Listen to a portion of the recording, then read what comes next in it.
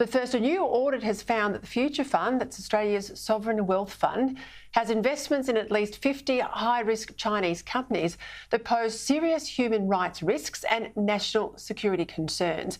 This includes 22 companies associated with the Chinese Communist Party or the People's Liberation Army, 14 companies linked to the oppression of Uyghurs in Xinjiang, and 14 companies linked to investments in countries which Australia has sanctioned, including Russia, Iran and North Korea. Joining me now to discuss this, Shadow Home Affairs Minister James Paterson, who has drawn attention to these findings. Senator, welcome. Thank you for your time. I have to say, I was surprised to find that the Future Fund has this volume of exposure to these Chinese investments. Explain to viewers at home why this concerns you as much as it does, Senator Paterson. Good evening, Peter. Well, look, I was disturbed to find these results as well. 119 investments in China, 50 of which are high risk. And to give some flavour to your viewers, one of the companies is Bao Steel. That's a company which has been a beneficiary of the Chinese Communist Party's intellectual property theft campaign against Western interests. It's a company which supplies the People's Liberation Army, and like many other companies that operate in China, it's been implicated in human rights abuses against the Uyghur people in Xinjiang, including the use of forced labour. It's not the kind of thing that you would hope that Australia's retirement savings or indeed our taxpayer dollars are invested in. But to be fair to the Future Fund, all they do is invest consistent with the law and seek the best returns on behalf of their shareholders, which is taxpayers.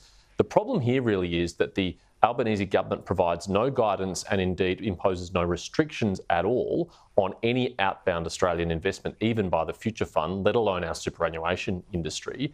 And it's resulted in this very risky exposure that means that our money could be inadvertently aiding a potential future adversary or be complicit in a serious human rights abuse.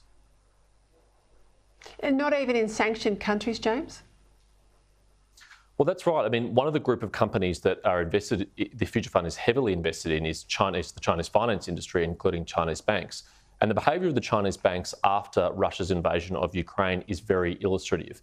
They significantly increased their exposure to Russia, and they are facilitating trade between the rest of the world and Russia, possibly helping them circumvent international sanctions. Now, Australian citizens and our taxpayer dollars shouldn't be profiting from that kind of malign conduct. That is contrary to our foreign policy objectives of isolating and punishing Russia for its invasion of Ukraine.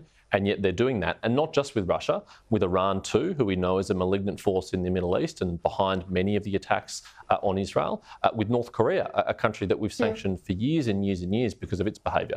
And yet these banks that the Future Fund is invested in are involved in transferring funds to these countries.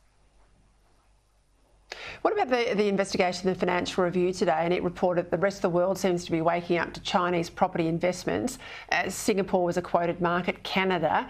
But in Australia, if a Chinese citizen's got a child here on a visa studying, let's say, they can buy a home in Australia, and there's no sense that when that student leaves, if they do, that that home will be sold up as supposedly is the rules. Surely we've got to rethink this exemption too, don't we?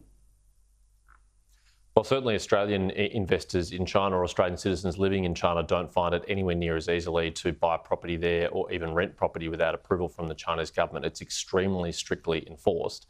And at a time when we have a rental affordability crisis, a housing affordability crisis, and a generation of young Australians who believe they'll never be able to enter into the property market, having cashed up foreign buyers, particularly those who are really just looking for a store of wealth offshore because their own country is not a safe place to store their wealth, that really doesn't add up to me anymore. And that is the case with Chinese foreign investors often. They are trying to get their money out of China to a safe jurisdiction where they can keep it. Frankly, I'm not sure all of that money was earned appropriately, and I think there should be much greater scrutiny on that money and on that investment.